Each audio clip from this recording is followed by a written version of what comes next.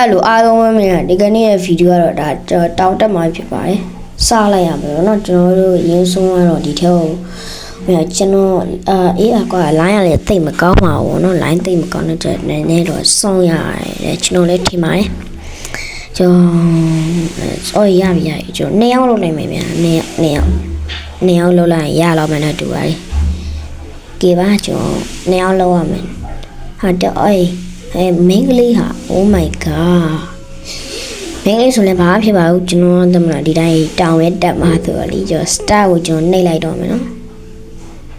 okay ကျွန်တော်ဟာဘယ်ထဲဒီရောက်ကုန်တာတော့လုံးချအောင်ရောဘယ်ထဲရောက်သွားအေးပါကောဟာဒီ one canvas ဝင်ဟာလေဘာတော့ဟာ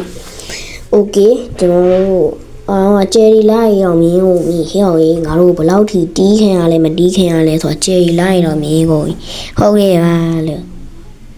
ခဏစောင့်နေလိုက်မယ်နော်ရပြီလားမသိရပြီအဲ့ဆိုတော့ဒါနဲ့ဒါအစားအစာယူအောင်မယ်နော်ကျွန်တော်အစားအစာအမေဒီမှာလာနေမယ်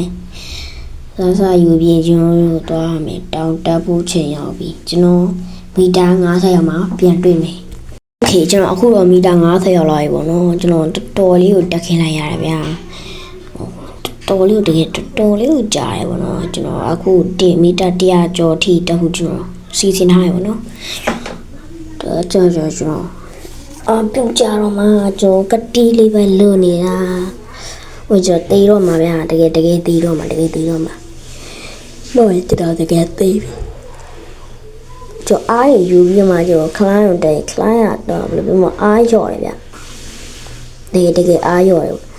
ကျွန်တော်ကတော့မတီးဘူးဗျဟိုဘက်လမ်းမှာဒရိုင်းရှိတယ်ဒရိုင်းရှိစီကျွန်တော်သွားမယ်ထင်တာပြီးဟောက်ဘူးဗျဆရာသမားအမြင့်ဆုံးနေရာထိရောက်သွားမှာတဲ့အဲ့နဲ့ကျွန်တော်လည်းမတီးရနဲ့ကျွန်တော်ပြန်တက်ခဲ့ပါတယ်ကျွန်တော်တို့အဲ့ဆိုရင်တော့ကျွန်တော်ပေါ်ပြန်တက်ဖို့ပဲကျွန်တော်တို့ကြံပါတော့ရခမများပေါ်ပြန်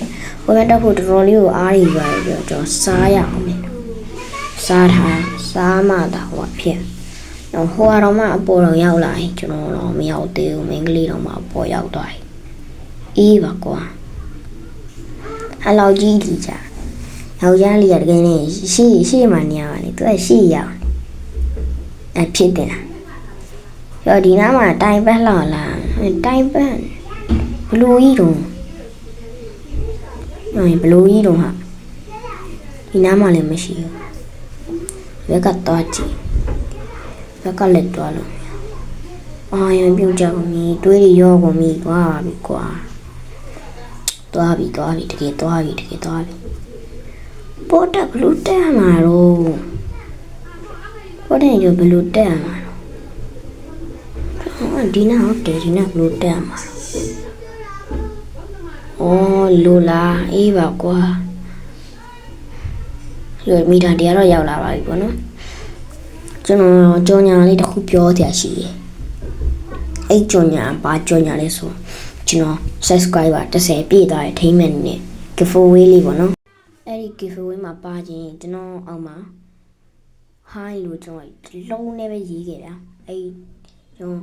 ရွေးတဲ့လူကိုကျွန်တော်ပေးမယ်